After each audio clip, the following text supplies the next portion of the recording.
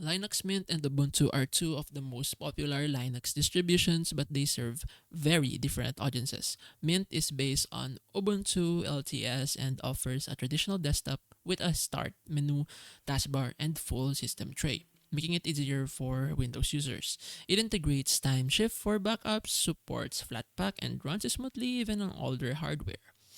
Ubuntu, developed by Canonical, uses the GNOME desktop with a modern dock and workspace system. It pushes Snap packages, has a stronger enterprise support, and a massive global community.